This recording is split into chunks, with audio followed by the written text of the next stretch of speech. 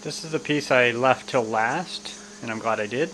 This is the upper bunk section. You see the narrow part actually folds over on top of the wide part. This is the part that's the back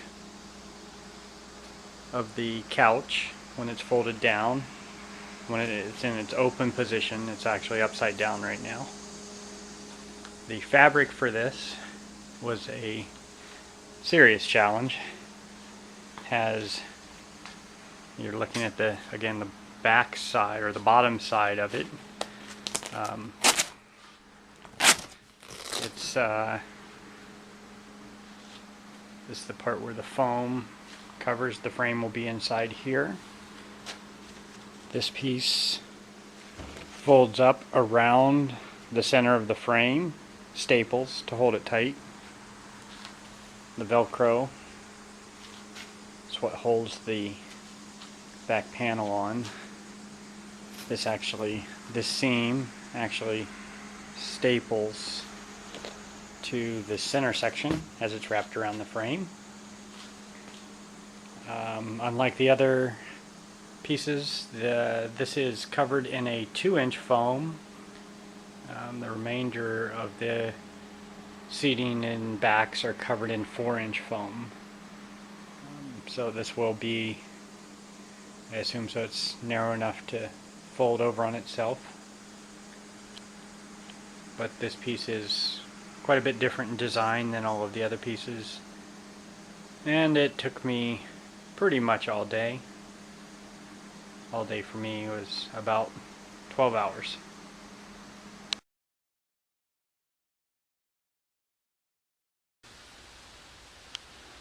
So this piece is the rear of the dinette. This is the one that's right adjacent to the side door on the Palm Beach. I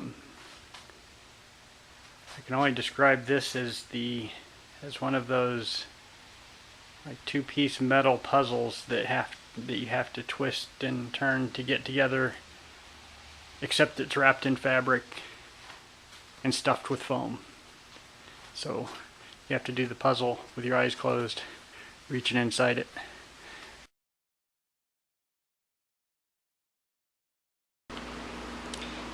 I am using FRP panels, which I've done the interior of a coach in. I'm using these panels to replace the cardboard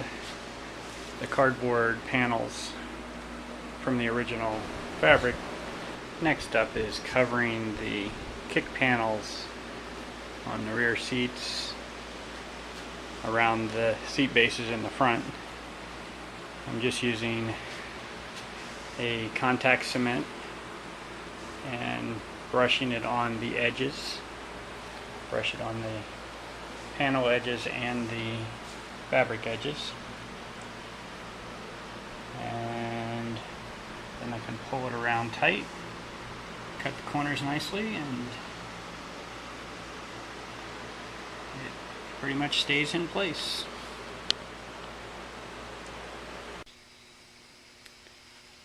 This is my last piece. I'm about ready. So I've just spread the contact cement on the edges of this piece. This is the foam covered, or fabric covered foam that will wrap the end of the dinette. As far as contact cement goes, this weldwood contact cement, make sure if it's not flammable, oil-based, bad for the environment, then don't buy it. This is the only stuff that works for wrapping these bases. A good glue that this came from Fabric Farms, this Fast Tack 92. It's a headliner adhesive, heat resistant, nice firm body, works well for attaching the foam to fabrics. This headliner adhesive came from Joann's Fabrics. It was similar to the Fast Tack 92, not quite as tacky once it dried up. This Cami 303 was wonderful for the foam, not so good for, it's not really heat resistant, so not very good at attaching fabrics to vertical surfaces. This fast tack adhesive, very similar to the Cami. It's even a lighter body than the Cami, and what I didn't like about it is it was a clear adhesive, very difficult to see how much you were getting on. The Cami is a yellow tint, it's easy to see. Here's what I tried. I bought this today as when I ran out of a contact adhesive, and call this a non-flammable contact adhesive or contact cement.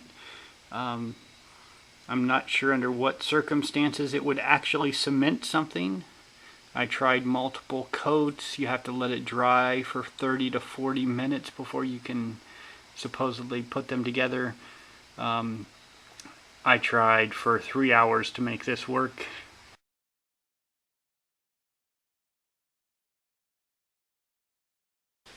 As you can see, I'm wrapping this final corner. In order to get my seams lined up, I have the piece set back from the edge. I start my foam edge at the edge of the metal. Do my best to line up those two seams. I just basically wrap, just get it started so that I can pull it off again if I need to. Come down here to the end, and I'm going to do the same for this back edge. Wrap to my seams line up with the back panel. Check one last time, see that my seams are going to line up. They appear to be lining up well. At this point, I'll remove those, get them out of the way, and then just finish wrapping.